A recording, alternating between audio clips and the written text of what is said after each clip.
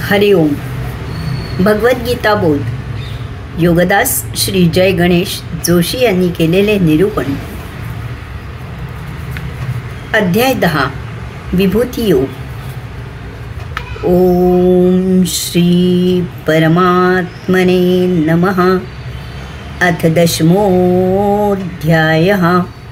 जय योगेश्वर. परम आत्म्याला नमस्कार. अध्याय 10. श्लोक क्रमांक 33. अक्षराणामकारोऽस्मि द्वन्द्वः सामासिकस्य च अहमेवाक्षयकालो धाता विश्वतो मुखः. अक्षरांमध्ये मी अकार आहे, तसेच समासांमध्ये मी द्वंद्व समास आहे. मी अक्षय काळ आहे, मी धाता विश्वमुखी आहे. अक्षराणाम अकार अस्मि. भगवंत श्री सांगत आहेत की अक्षरांमध्ये मी अकार आहे. वर्णमालेची सुरुवात अकाराने होते. कंठातून येत असलेल्या स्वराची ही सुरुवात अकारानेच होते. अ हे प्रथम अक्षर आहे. त्याच्याशिवाय व्यंजनांचा उच्चार होऊ शकत नाही. अकाराशिवाय ध्वनी करता येत नाही. लहान मूल प्रथम अ असे म्हणायला शिकते. ओंकाराच्या 3 मात्रा आहेत, अ, उ, म. यातही प्रथम मात्रा अ आहे. पूर्वी बहुतेक सर्व ग्रंथांची सुरुवात अ पासून करत असत. वेदांची सुरुवात अ पासून झाली आहे. ग्रंथांची अशी सुरुवात करणे हे फार पवित्र मानत असत. गीतेची सुरुवात 2ऱ्या अध्यायातील 11व्या श्लोकापासून झाली आहे असे मानणारे लोक आहेत.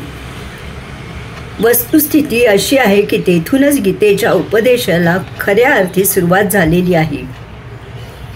अ हे प्रथम अक्षर केवळ देवनागरी लिपीचे बाबतच आहे असे नव्हे, तर जगातील कित्येक भाषांची सुरुवात अ पासून होते. रोमन किंवा उर्दू लिप्या अ पासून सुरू होतात. भगवंत श्री अक्षरांमध्ये अकार ही त्यांची योग विभूती आहे असे सांगत आहे. द्वंद्व सामासिकस्य च. भगवंत श्री सांगत आहेत की समासांमध्ये मी द्वंद्व समास आहे. 2 किंवा अधिक शब्द मिळून जो एक शब्द तयार होतो त्याला द्वंद्व असे म्हणतात. ही शब्दांची जोड असते. 2 शब्दांचा द्वंद्व समास प्रथम तयार झाला असावा. त्यानंतर 2हून जास्त शब्दांची जोड तयार झाली असावी. त्यामुळे समासांना द्वंद्व असे नाव प्रचलित झाले असावे.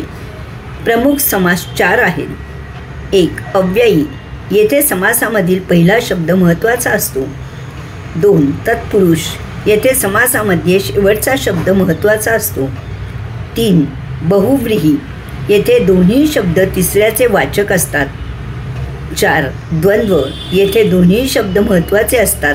भगवंत श्री द्वंद्व समास ही त्यांची योग विभूती आहे असे सांगत आहेत. अहम एव अक्षय काल. भगवंत श्री सांगत आहेत की मी अक्षय काळ आहे. श्लोक क्रमांक 30 मध्ये काळ सांगितला आहे, परंतु तेथे गणनाकारांचा काळ सांगितला आहे. भौतिक जगतात व्यवहार करत असताना आपण कालगणना करतो. आपण असेही म्हणतो की वेळ जाता जात नाही किंवा मी वेळ घालवत आहे. आपण क्षणाक्षणाने आयुष्य जगत असतो. वेळेचा उपयोग करून जीवन जगत असतो. येथे काही क्षण का होईना, एक क्षण का होईना काळ आपल्या हातात असतो अशी संकल्पना आहे. एरवी काळ मोजणे शक्य नाही आणि जगणे शक्य होणार नाही. याला अनुसरून काळाचा महाकाळ ही संकल्पना पुढे आली असावी. उदाहरणार्थ परम आत्मा आणि अंशात्मक अंतरात्मा या 2 निरनिराळ्या संकल्पना पुढे आल्या. वास्तवात आत्मा एकच एक आहे, तसेच काळ एकच एक आहे. परंतु काळ आणि महाकाळ असे त्याचे 2 विभाग केले आहेत. त्यातील महाकाळ ही संकल्पना येथे भगवंत श्री सांगत आहेत. महाकाळ सतत वाहत असतो. महाकाळ अजिबात अगदी जरासुद्धा स्थिर राहत नाही. समजा आपण नदीकिनारी बसून नदीच्या प्रवाहाच्या एका विविक्षित ठिकाणी लक्ष केंद्रित करून ध्यान लावले आहे. आता वास्तवात हे अशक्य आहे, कारण नदी तर कायम वाहती आहे. ती कधीही एका ठिकाणी स्थिर असत नाही. त्यातील पाणी कधीही अगदी जरासुद्धा थांबत नाही. म्हणूनच असे म्हणले जाते की आपण एकाच नदीत कधीही उतरू शकत नाही, कारण नदी ही सतत नवीनच असते. ती एक कायमकर्ता क्रियाच असते. तसेच काळ ही एक सततची गतिमान क्रिया आहे.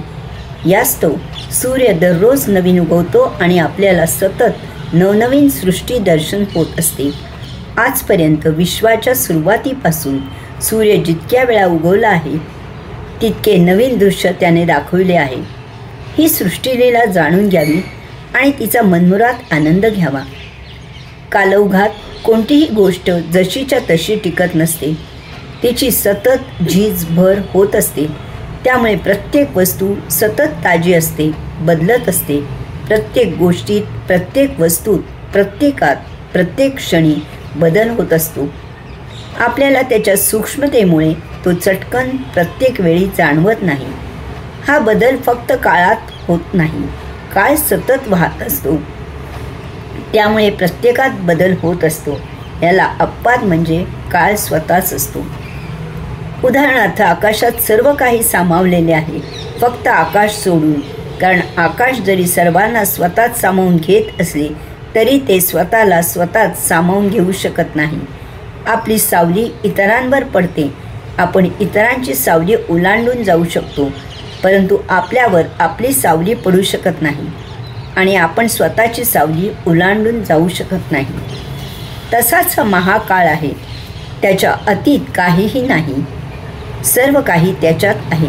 म्हणूनच आपण काळ मागे सरकवू शकत नाही. गेला तो संपला. वर्तमान आणि पुढील काळ ओळखून त्याचा आपण आस्वाद घेऊ शकतो. नियतीपुढे थांबायची सोय नाही. जो थांबला तो संपला. अशा या महाकाळावर ध्यान लावणे म्हणजे परमात्म्याची उपासना आहे. तो जीवनाचा सत्य आस्वाद आहे. भगवंत श्री अक्षय काळ ही त्यांची योग विभूती आहे असे सांगत आहे. धाता अहम विश्वतोमुख. भगवंत श्री सांगत आहेत की मी धाता विश्वमुखी आहे. भगवंत श्रींनी सर्व काही सर्व बाजूने धारण केले आहे. त्यांना कोणतीही विविक्षित अशी दिशा नाही. चतुर्दिशा, अष्टदिशा, दशदिशा त्यांच्या पुढे थिट्या आहेत. ते प्रत्येक अशा सर्व बाजूने प्रत्येक असे सर्व काही पाहत आहेत. दशदिशांपैकी पेक्षाही त्यांचे पाहणे सूक्ष्म, सर्वस्वी, सर्वव्याप्त आहे. अध्याय क्रमांक 9 श्लोक क्रमांक 15 मध्ये भगवंत श्रींनी सांगितले आहे की काही जण त्यांना जळी, स्थळी, काष्टी, पाषाणी, चराचर सृष्टीमध्ये विश्वाच्या ठायी ठायी पाहतात आणि समोर येईल त्याच्या आत हृदयात डोकावून परमात्मा पूजन करतात. ते सर्व सृष्टीशी एक अभेद्य नाते जोडून दिनक्रमणा करतात. भगवंत श्री धाता विश्वमुखी ही त्यांची योग विभूती आहे असे सांगत आहे. हरिओम.